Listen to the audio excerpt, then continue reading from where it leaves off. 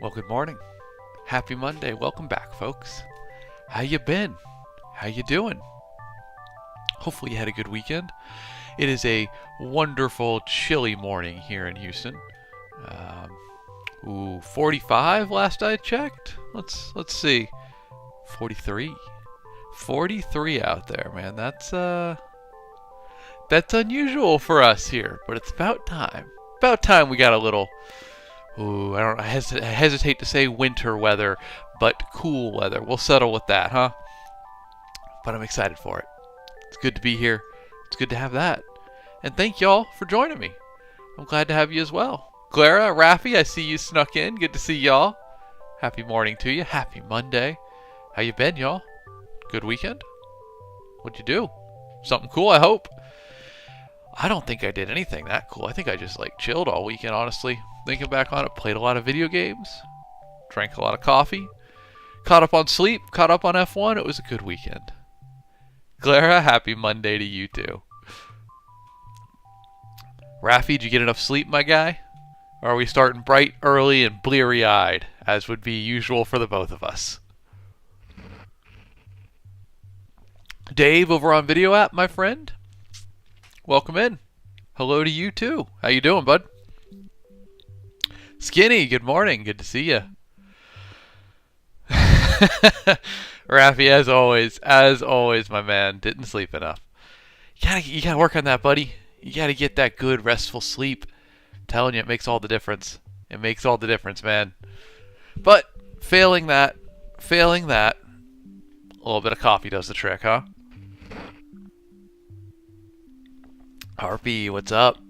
Pleasure to have you. Lauren Johnson, you said good morning. Been a minute since I joined the live. Well, welcome in. We're glad to have you back. Titan Terra, thank you for the heart me. I appreciate you. And welcome in. Did this winter weather, this little cold front we're having here, did it make it to you? A little ways down the coast? Because we're 43 degrees this morning. And, oh boy, that's the coldest day we've had since last March.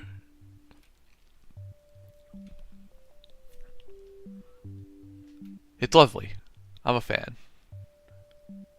Combat Army on Video App. You said, what am I the author of? I am the author of many books. Probably none you've heard of. I'm not a big deal.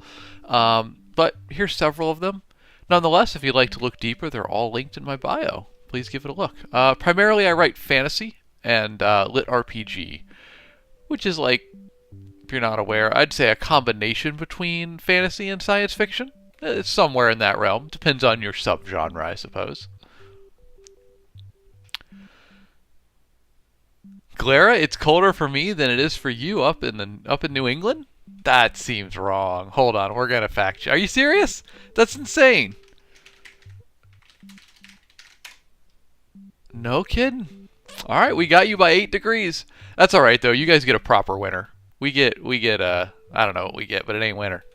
Yusuf, you said, what's the best book or video to learn about storytelling? Good question, my friend. I don't know if there's one single best book or video. I think really the best way to get better at it is practice and just reading widely and consuming media that is in the genre that you want to write in. So read a lot of books that are interesting to you, watch a lot of content that's interesting to you, and you kind of just pick it up from there, I think. Rafi, 57 up where you are? All right, well, that's why, I got the jacket on today, y'all. Jacket. I got a couple jackets left over from living in Boston, but they don't see the light of day down here in Houston. Not very much. Army 6905, you said you'll check them out. Well, thank you, my friend. I appreciate that. If you're looking for a good place to start, some folks like to know what's first. If you like silly stuff, this one right here, you can't go wrong. If you like serious stuff, this one right here, can't go wrong either. Both of these are getting sequels coming out in 2026. Jack Ann, welcome in. Good morning to you. Good to have you. Do you have a good weekend? Do anything cool? Yusuf, you said, how do you stay consistent when you don't have motivation to work on your book? Ooh, I love this question, Yusuf. Consistency is like 1 part motivation and 4 parts basically routine. So what you need to do if you want to stay consistent with your writing, set a goal that works for you. Maybe writing 4 days a week, right? And stick to it. Always hit it no matter what, as best you can. Because on the days where the passion isn't there, if you've got a routine built in, it's going to be a lot easier to write. Your body, your brain's going to want to write. It's going to feel correct to write. So I lean heavily on routine. It works for getting you into the habit of doing any new hobby, be it working out, I don't know, reading, knitting, writing, all these things. 1 part passion, 4 parts consistency. Oh, Skinny Jeans, you said you came out of work and that 21-degree weather hit hard. Yeah, I could imagine. That's a new level of cold right there, man. Once you get down into the 20s, you're talking about some pretty chilly weather.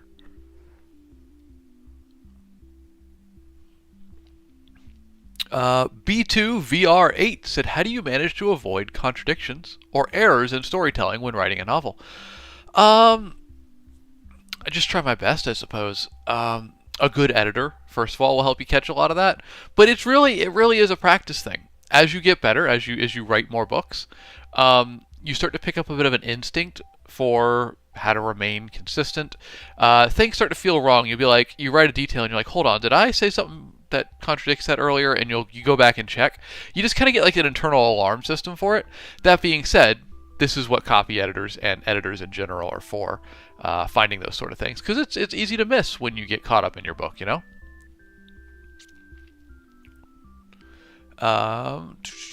Sung Moon, welcome in. You said 10 centimeters of snow, really Christmassy where you're at. That sounds lovely, but I know that you're going to have a long, dark, cold winter there, so I'm not too jealous. That might be a bit too much for me. I'll settle at the halfway point. I'll ask for Boston weather. How's that sound? Kitty Gamer 500 over on Video App. Hello. Happy Monday to you. Hope you're doing well. Y'all, a little experiment for you.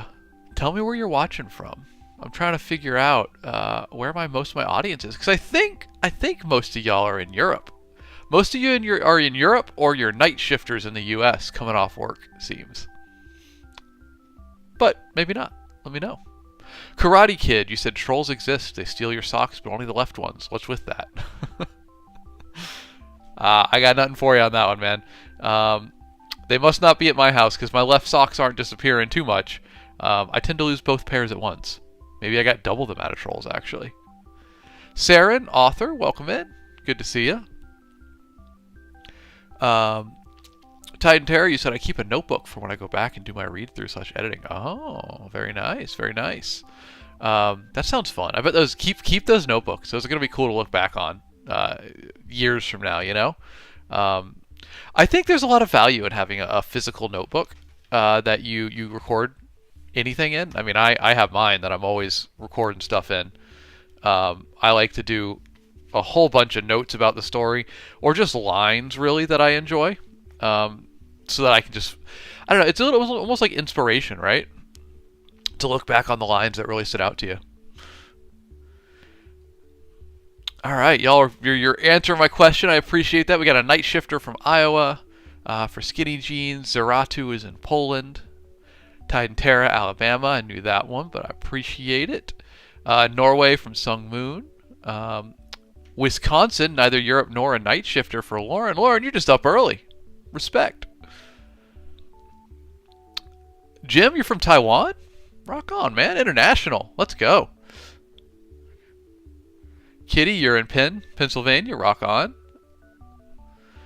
Kitty Gamer, you also said you're making better books than me. I put what the theme should be into a machine, character, names, plot, and how many pages with chapters, and I let the machine make the book. It takes all the fun out of it. Fun of writing is actually doing it, right? Saren, you said, would I recommend Amazon ads? I'm still learning Amazon ads. Now, my current understanding from talking with other authors in my genre is that Amazon or Facebook ads, one of the two is always good enough to be spending some money on. I believe Facebook's in the lead right now. Amazon's been tweaking a lot of things. We'll see how it goes. It waffles back and forth. That being said, there just comes the stipulation. Ads are not really worth it, in my experience, to be run on a singular book. What you do is you want 2, maybe 3 books out in the series, then you advertise the heck out of book 1. Because it's rarely worth it. If you convert someone on an ad to buy book 1, good job. You might have made your money back. Probably you didn't, though, because of all the other ads that ran that didn't convert people to sales. So that's why you advertise once you have books 2 and 3 out. So if someone does convert and they buy book 1, there's a higher likelihood that they're going to also read books 2 and 3. And that way your ad sold 3 books instead of 1. So you really got to go for that combo, you know? That's how you make it work.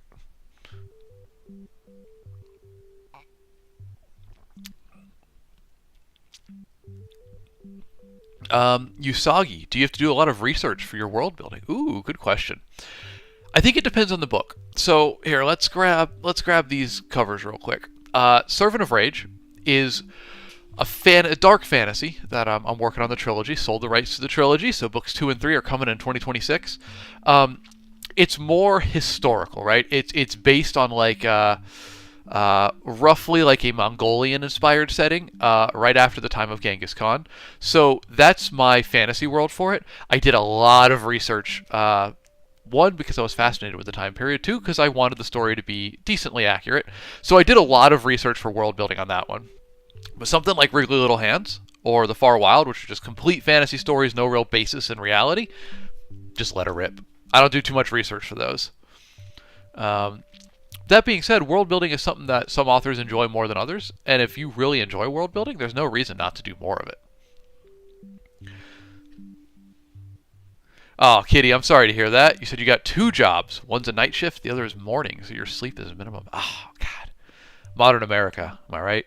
That's rough, man. I'm sorry to hear that. I hope you can turn those 2 into one that pays even more than both did. I'm pulling for you, Kitty. Let's see. A lot of questions here. I appreciate it, folks. Titan Terra, you're old school, print and paper person. It feels good, right? It just feels good. I don't think I have any of the pages on me here, but I still work on my typewriter frequently. I'm still trying to explain it, but I just love being away from the computer and working. It really allows me to focus on the writing. Wars, what inspired me to become an author? I just read a lot as a kid. I really loved books, fantasy books in particular, and I just kind of got to middle school age, and I was like reading every book I could get my hands on. Then I just kind of had a realization one day of like, I could write my own, right? I could probably do that, and just started going for it. And I guess we kind of just never stopped.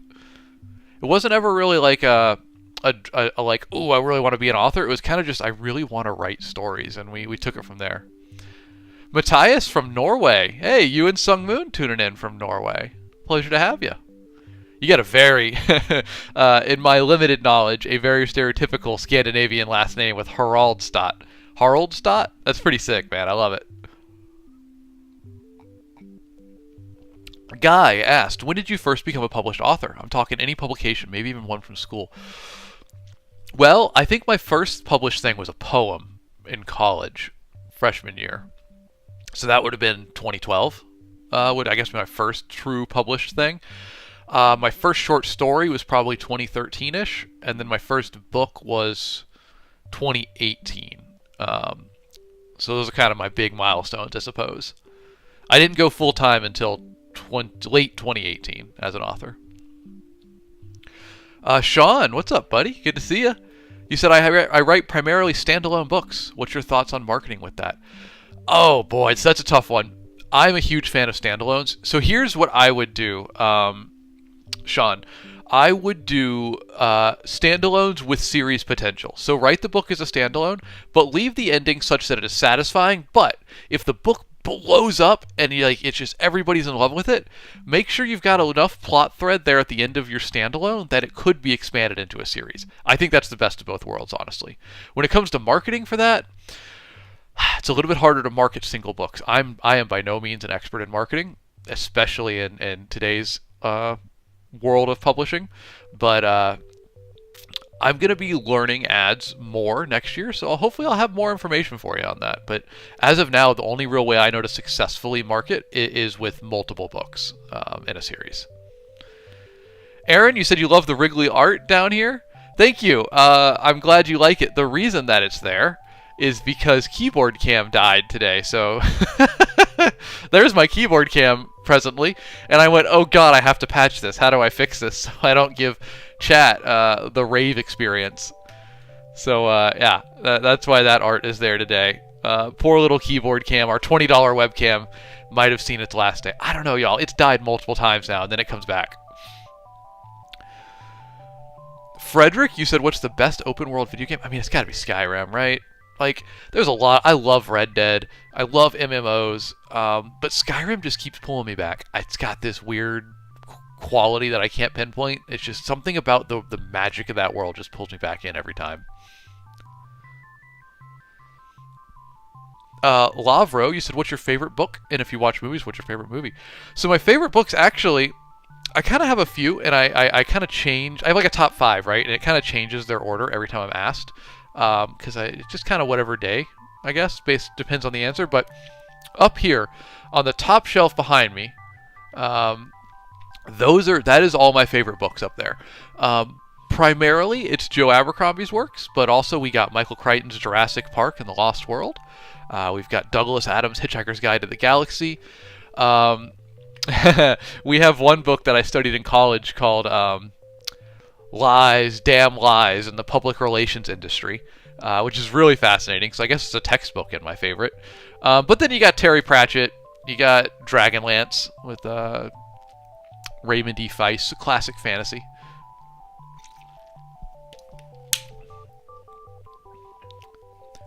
Slindy, you said Red Dead Redemption 2 is a great IRL-based open world. Absolutely. I love RDR2. Awesome game. Huge fan. Wish it was a little less sad, but, it's still beautiful.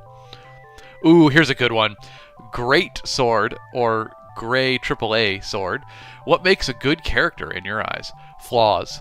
Flaws and room for growth. No one wants a stagnant character. There's room for that, but that's a little more advanced.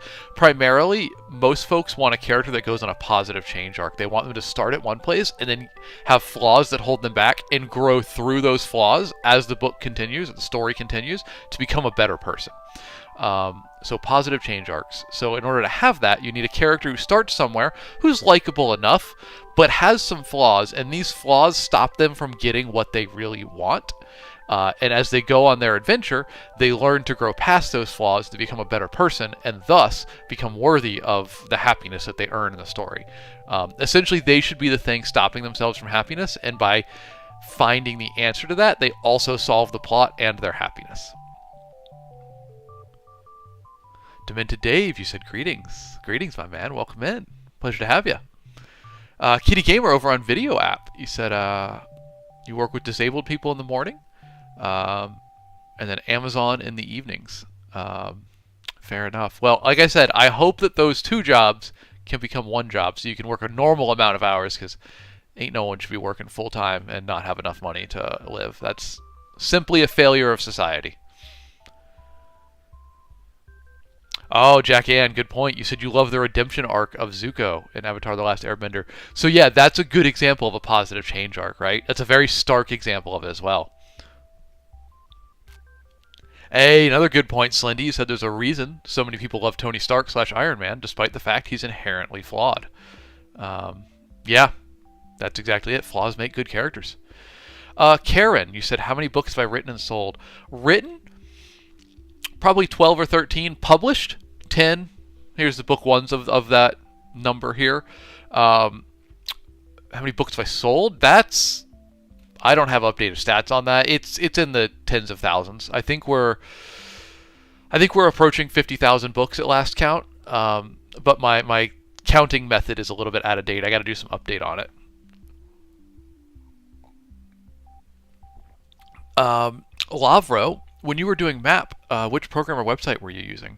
Lavro, we were using Incarnate for that. I'll put it in chat, and we'll be getting back to that this Friday to make more. Andrew, what's up, my guy? How you doing? Has the cold weather hit you down there in Florida?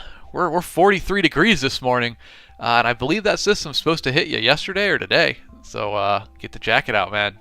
Gonna need it. Jack Ann said, do you ever feel pressure as a full-time author to write more marketable books? Oh my god, versus what inspires me. Okay. Jack Ann, you hit a really good point here. Oh, this is a great question, and oh, poor Erin, if she's still in chat. She's so tired of hearing me talk about this. Okay, so, yes, there is a lot of pressure to write to market, as we call it. Objectively, if I want to sell more books and make more money and grow readership, that's what I should be doing. Especially for like Lit RPG, there is a very defined target market there, and I really should be writing more toward it. Because I'm a whimsical, cursed creative, I'm writing more towards what I find most interesting, which directly impacts my sales, for sure. I think the sweet spot is to write to market and make it as interesting and fun to you as you possibly can. So you have like 60% of it is written to market with what the audience expects and wants and tends to see in a story, and then 40% is what you want for all those things. When you combine those, I think you kind of hit the sweet spot. I'm working on achieving that because I don't write to market very well. In fact, if you look at my books, the only one that's really written to market is right down here, and it has 10 times the reviews of my other books, and has sold far more copies than my other books. It's also my first book, so it's got a bit of an advantage. It's a completed series, so you can buy it as a box set. All these things give it an advantage, but it's also written to market, and that really matters. So yeah, writing to market is very important. Lavro, are my books available in Croatia? They probably are. I know they are available through Amazon Europe. So if Amazon Europe can deliver to you, then they are available there. Also, my ebooks are available online, and audiobooks available online anywhere.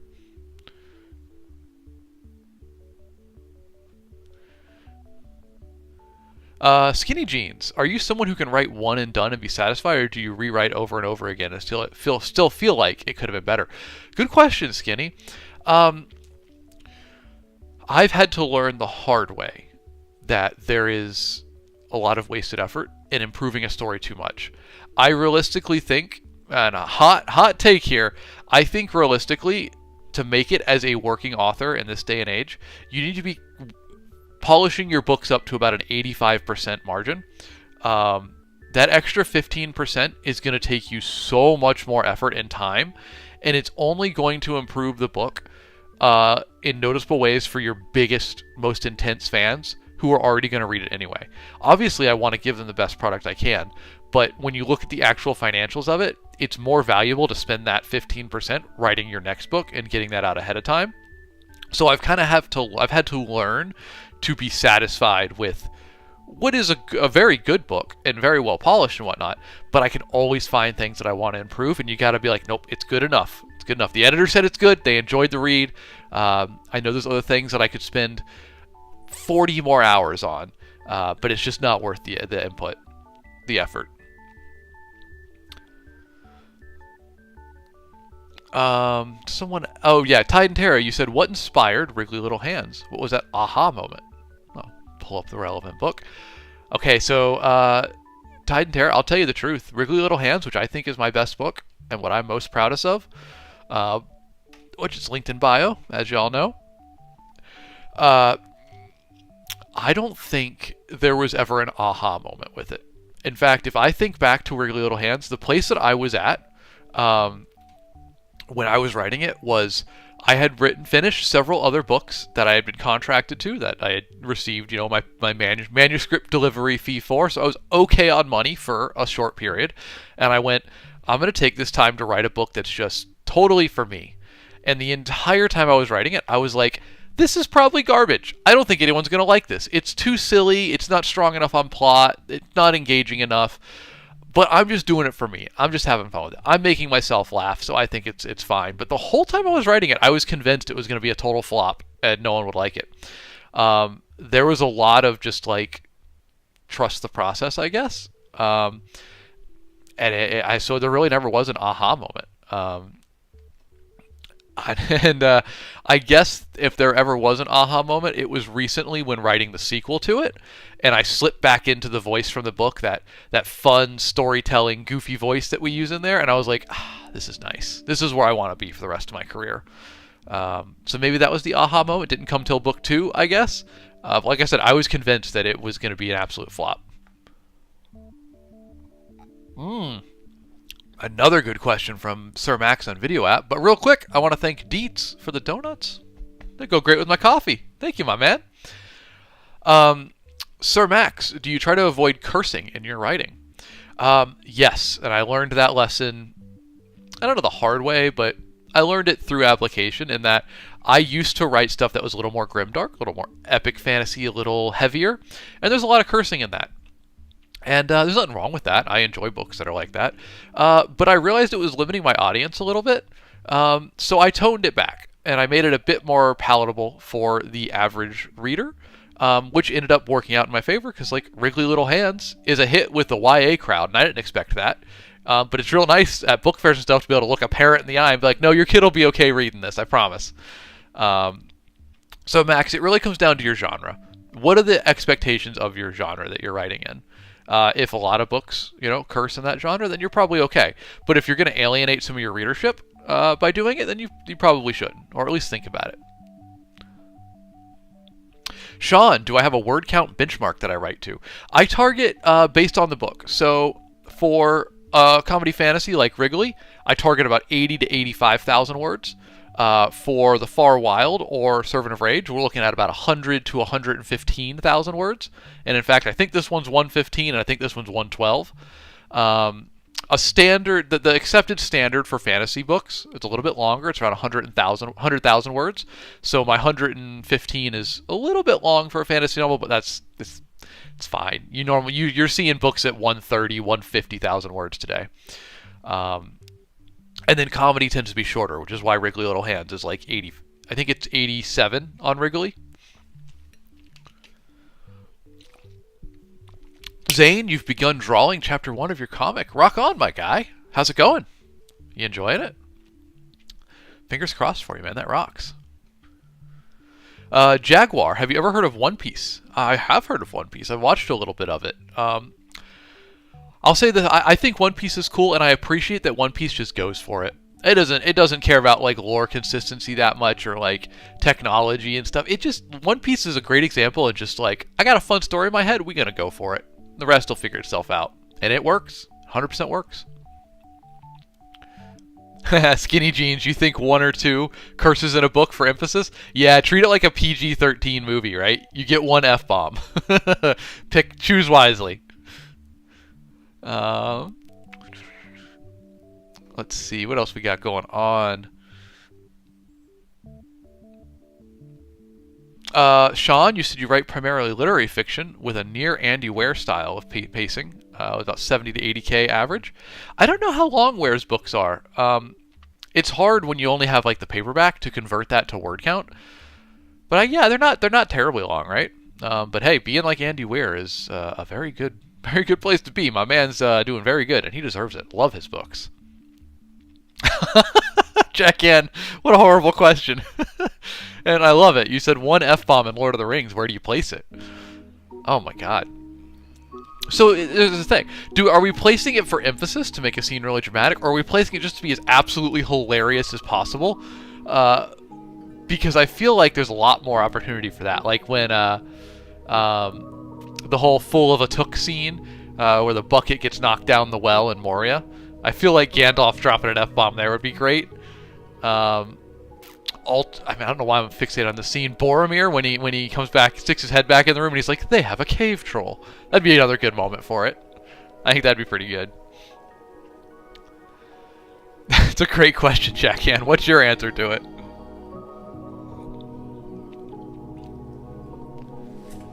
Maybe, blanking on the character's name now. Elrond, when he's above Mount Doom, encouraging for the ring to be thrown into the fire, and of course, the heart of man fails. That'd be a pretty funny moment to do it as well.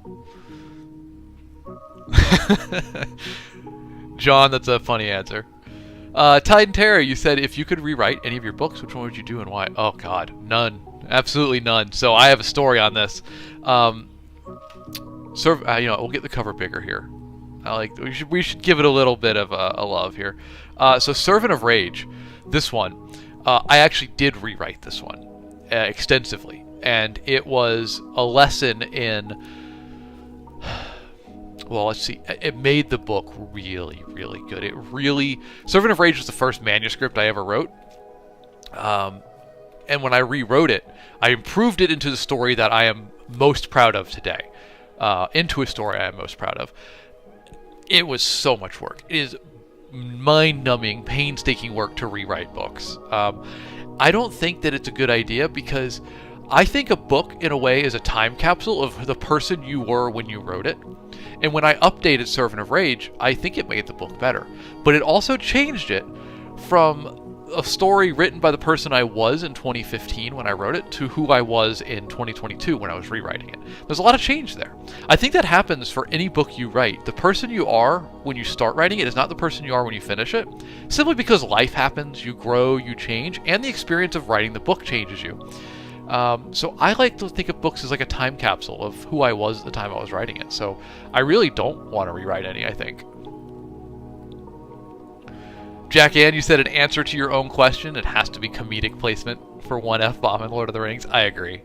God, it would be amazing. Maybe give it to a character like Treebeard. That'd be really funny. Actually, yeah, the Ent's just really foul-mouthed. Really foul-mouthed. Maybe put Tom Bombadil in just to give him that one line. I don't know. It's a fun question. I'm gonna ask. I got a friend. I got two friends that are really into Lord of the Rings. I'm gonna text them that after this now. Actually, Jack Ann, I'm obsessed with this question. So thank you very much for that. They're gonna have way too much fun with that. Sean, give it to I can't remember everybody's names today. The Steward of Gondor. I can't remember his name. Boromir's father. That'd be a good one though too. Andrew, you agree with Moria and Pippin knocking the bucket down the well? Yeah. I think that's a really good place. Maggie Carthy, you said, I'm starting writing an epic fantasy book. Do you have any tips when you start writing? This is what works for me the most. Focus entirely on what you think is the most fun. So I was having a little bit of trouble recently starting the sequel to Wriggly Little Hands. So it's like, it's a lot of pressure in sequels. Book 1 did really well. I was really happy with it. How do I measure up to that again, right? And I was kind of stalling out when I was starting it because of that. And then I just went, screw the plot. I'm not going to worry about anything. I'm just going to sit down and start this book where I want and just going to write. No plans, just fun. And I loved the 300 words that I wrote right there. And I was like, holy cow, this is the energy I need to capture, right? So I think the best plan when you're starting out is just write what you're most fascinated by, you're most interested in. Write to entertain yourself. Start with that. Pads over on Video app starts with a Y and ends with a tube. You said, how do you write what you imagine and feel in a way readers can understand? Like you feel a particular feeling and you have imagined the scenarios. How do you write, especially feeling? There's a typo at the end, so I'm not sure what that word is, but how do I write like what I'm feeling? You get better at it. It comes from understanding how to deliver information in the most interesting order without overloading readers, or fixating on one thing too much. So it's like you learn to sprinkle in the details when and where you need to convey things in the most readable format. So like what I've found is I often worry too much that readers don't get what I'm trying to be subtle or something like that. And it turns out that the readers have always been like more intelligent than me. They pick up on everything that I'm like, ooh, I'm being subtle. And they totally get it. So I think just don't worry too much. Like, it's so easy to be like, oh, are they getting it? Or do I need to do more emphasis here or whatnot? I feel like explain it, write the scene or the emotion or the feeling or the image, whatever it is, as it makes sense to you, and trust that the readers are going to get it. Now, if you get edits back or you get feedback and people are like, this makes no sense, then maybe you work on it a bit more. But I think the best writing comes from your internal voice. So I wouldn't stress about it too much. I feel like that's really a rule of writing. Writing's a bit like skydiving. You just kind of like, it's like skydiving and you jump out of the plane and go, I'm going to figure out a parachute on the way down, probably. And you just got to kind of go for it. At least that's my philosophy. Winter, I appreciate that comment. You said, yo, you wrote Hunted. I did not write Hunted. There is another Alex Knight out there. My nemesis and my friend, I've never met them, but there is a second Alex Knight, or maybe I'm the second Alex Knight, out there who writes crime thrillers. I've never read them, but they seem like a nice person. So this other Alex Knight and I are frequently getting mistaken for one another. So they write crime thrillers, I write fantasy and sci-fi. Pads, you're welcome for that answer. I hope it helps. Jack Ann, you said you have to trust your readers 100%. I agree with that.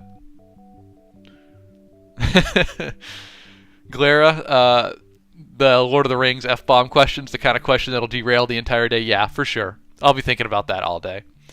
Maggie Carthy, how did you publish? I'm thinking of self-publishing via KDP. Any advice?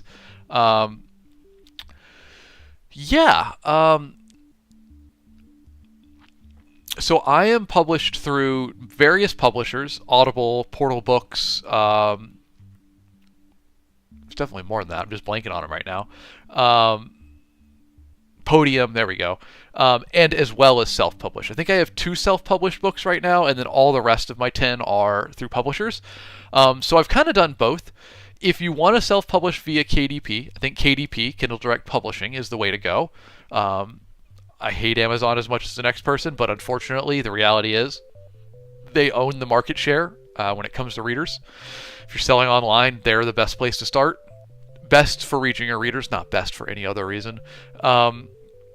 Self-publishing is great, but you keep in mind you're going to have to do all of the work. There's a lot of other people out there self-publishing, so you're going to need to market your book, find ways to get it to its readers, and make it stand out. So there's a lot of work involved with it. Personally, I would prefer to publish through a publisher all the time. So I just send them the manuscript. They take care of the art and the formatting, the publishing, the marketing. It's not really a luxury that many authors have these days. A lot of us do have to do our own marketing. And you'll have to do that when you self-publish. But on the flip side, if you like marketing or you like inventive ways to get the word out, that's all in your control. RLS 102481 $sign said, I just picked up Wriggly Little Hands on Kindle Unlimited. It's next to read. Well, thank you, my friend. I appreciate that. I hope you enjoy it. Let me know what you think, huh? Let me know what you think as you go through it. Jack Ann says, marketing is the worst part of being an author. I agree. BVN says, is it my Wi-Fi or are you lagging? Folks, let me know if I'm lagging any. We have had some tech issues in the past. I think they're resolved now, but let me know. Skinny Jeans, you said, I was always drawn to publishers for ease versus self-publishing, though I'm not sure how worth it is. It's really about the experience you want, I think. Um, there is a lot of ease in going with the publisher, but that ease comes after you have cleared the gateway of, did the publisher think that your writing was good enough to publish? You have to pass that check before you get in with them and their editors and their marketing campaigns. Also, there's a what was I going to say here? Oh, there is a trend in traditional publishing right now where the top, 5% of authors are taking a lot of the money. Not because it's any fault of theirs, but publishers are making a safer bet that putting marketing budget into the next Stephen King novel is going to be a better return than taking gambles on up-and-coming unknown authors. This has been a trend for several years, probably a decade now, and the result is mid-list authors, my kind of author, the working-class authors, our numbers have shrunk because publishers aren't really taking bets on our work anymore. They're making safer bets on the next Stephen King novel, et cetera, et cetera. So it's a bit of a hard time right now, but hopefully that changes. I don't understand the economics of publishing. I'll be the first to say that, but I think the secret is no one really understands the economics of publishing. Sean, you said, I just want to write. I left my marketing career to not have to do marketing anymore. I hate to break it to you, man, but we got to do our marketing as authors these days. It's just where the industry's at. I'm hoping it moves away from that, but it's where it's at. Jax, you said, I don't believe in skinny jeans, so I bid you good day and farewell, sir. Have a good one, my guy. Let's see. RLS said, are you fairly compensated from Kindle Unlimited? And how does it work? Good question.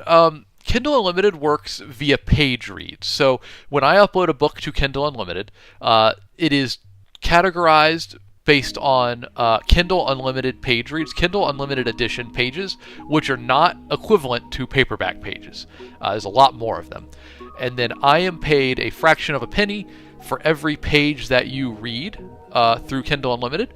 And if you read the whole book, I make the equivalent royalty, a little bit less, but close enough, of how you having bought the book as an ebook or not as a paperback, but as an ebook.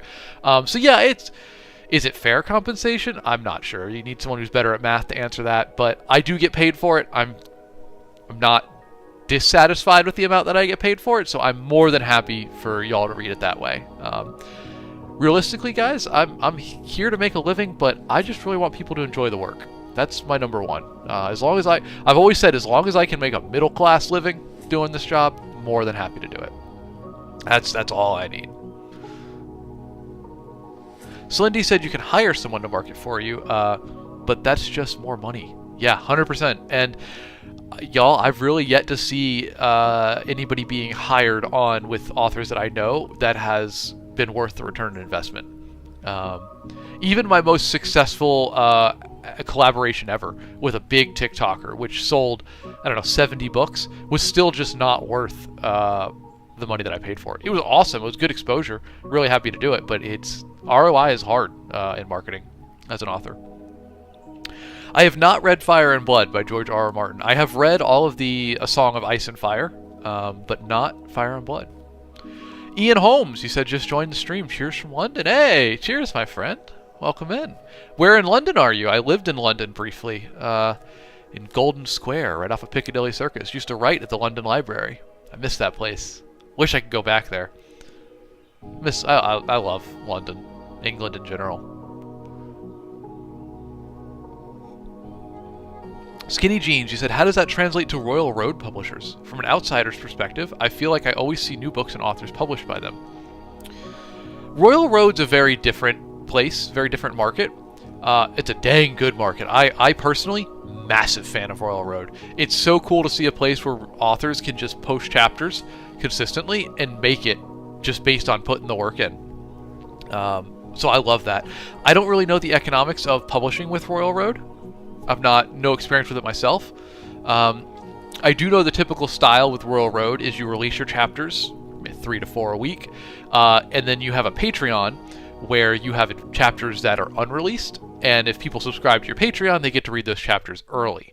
And then, once the book is finished on Royal Road, you package it up and you release it on Amazon and try to get that market as well. That's the gist of publishing through Royal Road. There's a lot more nuance to it than that, but that's kind of the general. Ian, you said you're in Hertfordshire. Hertfordshire. Sorry, let's say it like a with the correct pronunciation, I suppose. Well, welcome in, man. Pleasure to have you. Happy afternoon to you there. Slindy, thank you for the cowboy hat and mustache. I appreciate that. You're too generous, my man. BVN, do you think that it's possible for a foreigner to go to USA or UK and publish book there? You don't have to go there to publish there, BVN. And in fact, the US market is pretty much the biggest market for books. So like being on Amazon America is pretty relevant. But you don't have to live there to publish there. You can publish there from anywhere in the world. And in fact, it'd probably be more lucrative for you too, especially if you live somewhere where the cost of living is lower. It'd be even easier to make a living off of Amazon and whatnot.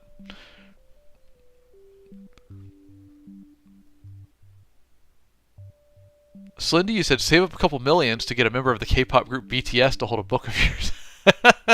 Yeah, okay. Look, don't worry. It's just, save a couple millions.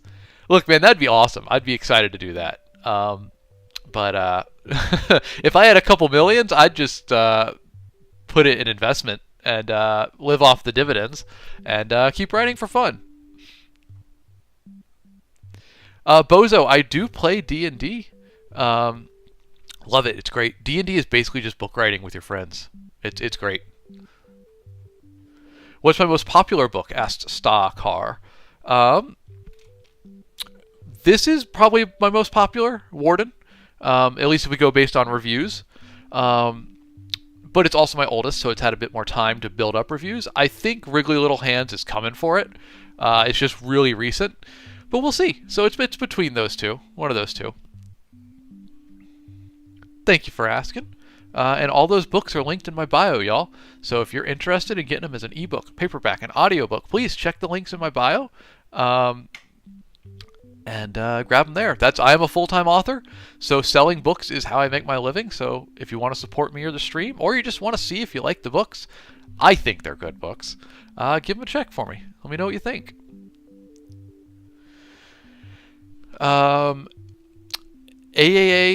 AYA will call you. You said, I've written 2 stories to their midpoints, one 200 pages and one 150 pages. What do you do when you get in that stage where you feel like you're trudging through chapters? Oh, good question, my friend. I have found that every book I write, no matter how many books I've written, there is a point where I just feel like it's utter garbage. And I'm just like, this is terrible. I'm wasting my time. It's miserable to go and write it every day. And talking to other authors, they also experience this. And it's a different point for each person. For me, it's 80% of the way through the story. For you, it sounds like it's about halfway through. I've just found that's a point you're always going to hit. All you can do is push through it and continue on to the end of the story. And then when you then take like 2-3 weeks away from it, let it leave your head, let your brain return to normal. Go back and look at it, and I bet you're not going to think it's that bad. It's just something about being that deep in the work. It always gets to you creatively. It's hard to write a book. It's a lot of time. It's a lot of work. And I think just naturally we kind of get tired of it after a while, But I just force yourself through it. It won't be fun at the time. But I promise you, when you go back and look at it after the fact, you'll be like, oh, this isn't anywhere near as bad as I thought it was.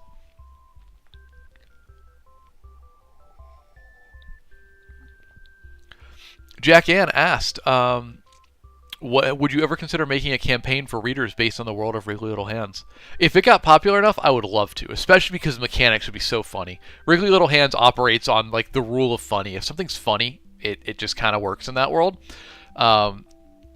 So it would be really interesting to write D&D mechanics based around that. I think that'd be really cool.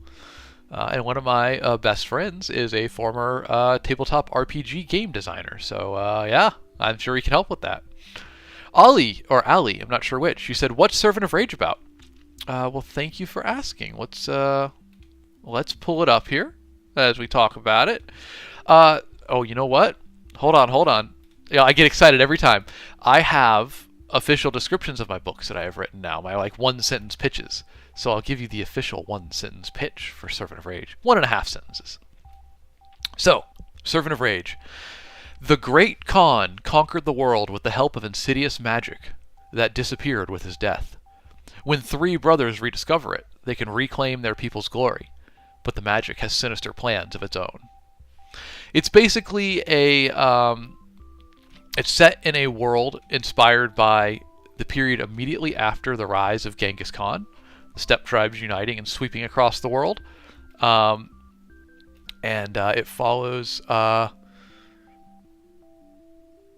It follows three brothers who rediscover this magic and can use it to bring their people back to glory. But the cost is, well, the magic might be sentient and might be working towards its own end. It's very much like Highlander meets Dragon Ball Z, is how I like to say it.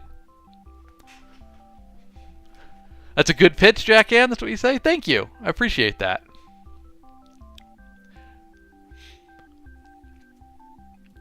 BVN. Here in my country, everyone listens to Book Talk to buy a book. That's why I don't want publishing here. Gotcha. Well, Book Talk's pretty influential in the U.S. too. It's a powerful tool for the right genre. More for romance and a little bit of romantasy than anything, but it's a powerful tool if you can get its attention. Tam, you said, for me, it's just that I get tired of the story and want to write something new. Write two stories at the same time can help. Yeah, if that works for you, that's another thing to try, I guess, is to jump back and forth between stories. It doesn't work for me, but I'm a one-track mind kind of person. So if going between stories works for you, then by all means, go for it. Sean, you said, which book of yours was about the government making a video game? I probably butchered that. You're pretty close. You're pretty close. That one was Warden, down here. Dystopian and set both in the real world and in a video game. Jumps back and forth. Ollie or Ali, you said, I'm definitely getting it. I love history, and one of my favorite eras is the Mongol era. Hey, rock on. Thank you. Feel free to check it out. I hope you enjoy Servant of Rage. Please come back and let me know what you think. It's an audiobook, it's an ebook, it's paperback, it's even a hardback on that one. So I hope you enjoy. AYA, you said, when do you actually start looking at getting an editor or publishing a book? So these days, since I write full-time, I have editors and publishers lined up before I start writing for the most part. But that's just because I have, a list of people I've worked with and published with in the past. Also, as a somewhat established author, I do my best to get advances from publishers. That makes living a little bit easier when I have some guaranteed money coming in. So I try to set things up ahead of time. If you're looking to publish, depending on what sort of publishing determines when you would choose to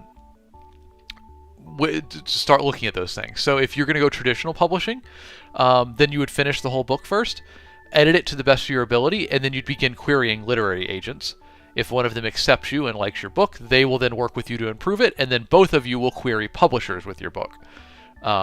If you're going for self-publishing, then you really figure it all out. You write the book, you hire an editor, and you come up with your publishing plan and just rock and roll. So it depends on the sort of publishing you're doing. And if you're looking at the different ways to publish, I'd say the big four right now are traditional publishing, self-publishing, small press publishing, where you go with a smaller publisher who might be an online-only thing, something like that, or Royal Road Publishing, which is web novel format. RLS asked, have you checked out any low-stakes lit RPG? I find it a great way to decompress. Like Slice of Life? I love them. I absolutely love them. It's nice to have those little stories that are just enjoyable, cute, relaxing. In fact, Wriggly Little Hands is very much in that realm. If I didn't want it to be too dramatic or tense or anything like that, it's very goofy and silly. It was inspired by cozy fantasy in many ways, but I think I call it chaotic fantasy because it's a little bit more unhinged than cozy. I've not read Small Town Crafter, but that sounds right up my alley. I mainly like S.L. Rowland's cozy fantasy. He's kind of the guy that got me introduced to the whole thing. But yeah, love that sort of book for sure. Jack Ann, you said, I'm off. This manuscript demands my full attention. Have a great day, all. Hey, good luck, Jack Ann. Clean that manuscript up. You got it. I believe in you.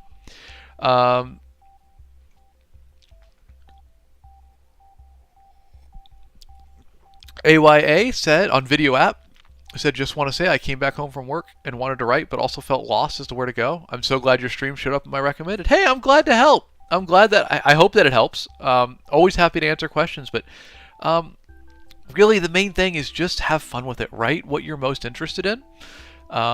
Just have a good time. That's you have to be the first person to enjoy your story. Go with that. Just write to entertain yourself. Orthodox, I saw you join, my Greek friend. I have something that I need to show you today. I don't know if you're going to be able to see it, but there we go. I made this last night after being at my local Greek festival. I was inspired. So there you go. That one's for you, my guy. We're rocking the evil eye today. Welcome in, buddy. Good to see you. BVN, you said your battery's low. Hope to see you all soon. Well, thank you for being here, my friend. If you enjoyed the stream, give me a follow so I can see you on the next one. Slindy, you said, I'm trying to figure out how a 3D modeling program became the default app to open things on my iPad. That is a little strange. I would not know how to help with that. But I hope you figure it out. 3D modeling's sick, though. My wife's really good at it. I can't imagine. I'm not good at all. Ali, you said, if any one of your books could be adapted into a movie or TV series, which would you choose and why? Okay, that's a great question, my man. And it's tough, too. Wrigley would be great as an animated film. I mean, like, here, let me pull up the cover real big. I mean, just look at it. Like, it's totally perfect for an animated film. That being said, Servant of Rage would be a really good, gritty, darker TV show. Or even movie. So I think that'd be awesome. But then, I want to say, The Far Wild is like fantasy Jurassic Park, and I'm a huge fan of thrillers. So I'd love to see that, because I think you could do really cool things with this in like a Jurassic Park style. So it's between those three for sure. But I think, honestly, if I got to pick, I'm thinking Servant of Rage. This one was I really tried to be as visual as possible with it. And just like, there's a lot of cool visuals in there. I think they would just look so good if you had the effects budget for it. But I do love animated films. Wrigley would be a great animated film.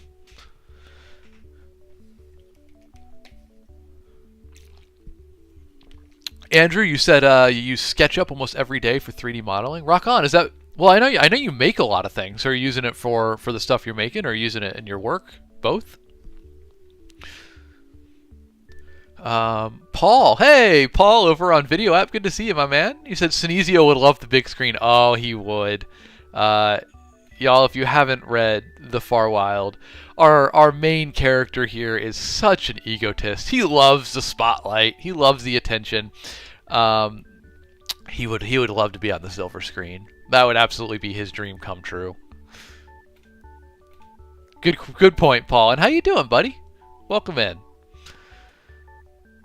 You said for work, Andrew. Hey, no worries. No worries. It's a valuable skill, huh? A valuable skill to have.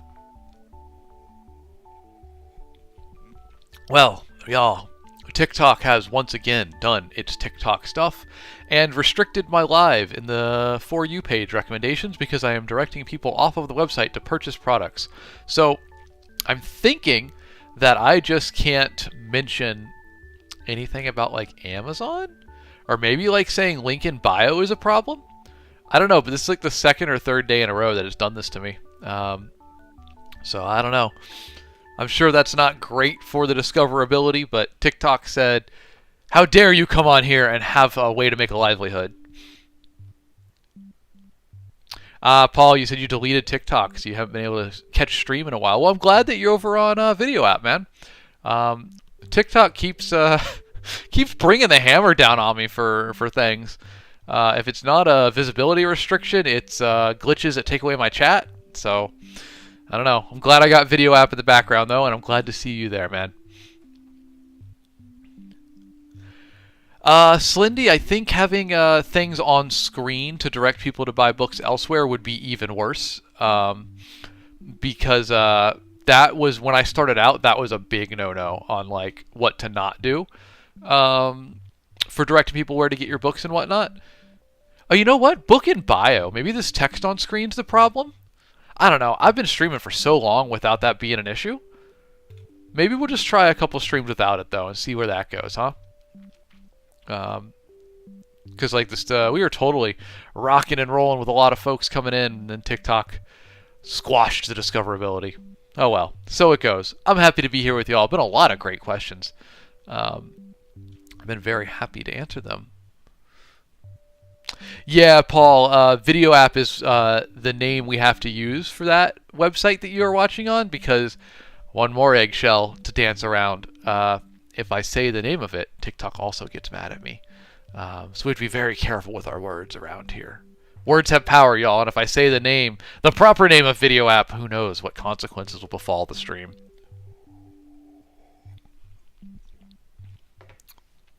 Oh, Sung Moon, you're good, you're good. There's no obligation to talk and chat. I'm just happy to have you here. Glad to spend a little bit of time with y'all this morning. Let's see, after this, I think, I haven't looked at my calendar today, but, yeah, we're diving right into Wriggly Little Hands. Makes sense. Or Wriggly Ever After, the sequel to Wriggly Little Hands. It's gonna be good. Yeah, Slendy, I'm not planning to leave TikTok anytime soon, but they sure do not want me to stream here, it seems. That's why I'm glad I got Video App in the background. Paul, you said, how have you been besides TikTok being me? Doing good, man. We're doing good. We're writing the sequel to Wriggly Little Hands. The sequel is called Wriggly Ever After. And then I'm writing the 2 sequels to Servant of Rage. And we're just rocking and rolling. I'm at my favorite point of my work cycle, which is just writing books. Not marketing, not editing, just writing books. It's great. It's been a good time. How about you? You doing good? Aldrich, you said, I'm not an author, but I write journal entries for my D&D characters from their perspective in what I imagine is their writing style. Are there any tips you can give me to make them feel more interesting? One, that's super cool. I love that. What a cool creative project. Tips to make them more interesting. Well, so like I said earlier, flaws. Give your characters flaws that they have to work through. I think flaws make characters very interesting. Beyond that, I try to make each character distinct by like picking a couple things that I focus on with them. So sometimes I'll pick an actor that I like and imitate their style. Like I have a character in the Warden or the Nova Online series that's modeled after Jeff Goldblum. So like he'll be saying something and just trail off mid-sentence and like never finish a sentence, and everybody will be waiting for him, and he's just like completely absent-minded. So I always try to pick like a unique personality like that, be that somebody, an actor I like, or just a really strong personality, and write to that. I think that's a good place to be. I try to keep this in mind. The worst thing a character can be is boring. As long as the readers love them or hate them, it doesn't matter. As long as they have an emotional reaction, that's what's most engaging. So just don't make them boring. Give them something for people to latch onto. Sean, you said, did I do arcs for my books? I guess you're saying like in terms of plotting. Yeah, I have never plotted well. I'm very bad at plotting. So like I try to have arcs in my books. I think they're there. They're certainly there, you can tell. But they come about more naturally than me planning them. I'm just not good at plotting. And we're experimenting a bit with that right now. I'm doing a little bit of writing by the seat of my pants, writing without a plot ahead of time. We're going to see where it goes, but I'm liking it so far. Paul, you said, I've been missing my Alex Knight books. I read the DCC series. Now on book 3 of He Who Fights with Monsters. Hey, rock on, man. Those are good series to be reading. I'm glad you're enjoying them. You can't go wrong with Dungeon Crawler Carl. And I've heard great things about He Who Fights with Monsters. So rock on. You got some good reading going on there. Yeah, Sean, see, I agree. I like that too. Just going on a journey with your characters. It's a fun way to do it. I feel like as authors, we always know the story ahead of time. So we never get to experience our story not knowing what twists and turns come next. And on some level, writing without too much of a plan in place allows us to, at least once, experience the story not knowing what's happening next. And that's nice. I miss that. Because, if you plot it all out, you always know what's going to happen. And it's really fun to not know what's going to happen. So that's my take on that. But folks, thank you for joining me today. We had some great questions. We were rocking and rolling. I was probably going to run a bit longer before our visibility got restricted. So now I think my time is probably best spent getting to writing. But thank you all for being here. Thank you for asking fascinating questions. I'm thinking on Wednesday we're going to do another cover stream. So tune on back in for that and come bringing the name of a book that you think has a beautiful cover. And we're going to pull them up. We're going to talk about them. We're going to check them out. And we're going to see if TikTok's going to restrict visibility for any number of issues that apparently lines that I have crossed for just trying to stream. But yeah, bring the covers on Wednesday, and we're going to look at them. We're going to look at some cool art, and it's going to be a joy. So I'm excited to see you then. And now, I think you're familiar with this by now, but as always, a special thanks to Kevin MacLeod of Incompetech.com for the use of his songs, Farm, Manor, Cottages, and Northern Glade, which have provided our background music today. As well, an extra special thank you to community member Raffi the Engineer, who made our 5th background song, Midnight at the Round Table. Appreciate you, Raffi. I would be remiss to end without a shout out to my excellent mods, Melissa Lee 28, Raffi the Engineer, Leisha T, aka Slendy, The Seth Ward, One Happy Harpy, other name wasn't available, aka Slendy, and Aaron Winnick. Thank you very much, y'all. And thank you, chat, for not needing much moderation. Y'all bring the good vibes on Video App and on TikTok, and I appreciate it. Thank you for being here, folks. Thank you for tuning in. I hope you had a good morning, a good start to the week, and hey, let's go have a great week, huh? Let's go do some cool stuff, have a good time, and I'm going to see you on Wednesday, huh? Here, I'll finish the last of the coffee with you. Cup's empty, so you know what that means. You got to go downstairs and get more. Folks, I appreciate you joining me today. I hope you have a good rest of your day. I'll catch you on Wednesday. Until then, link in my bio to go to Discord. If you want to hang out there, by all means, I'll see you there. Till next time, folks, thank you for being here. Have a good one.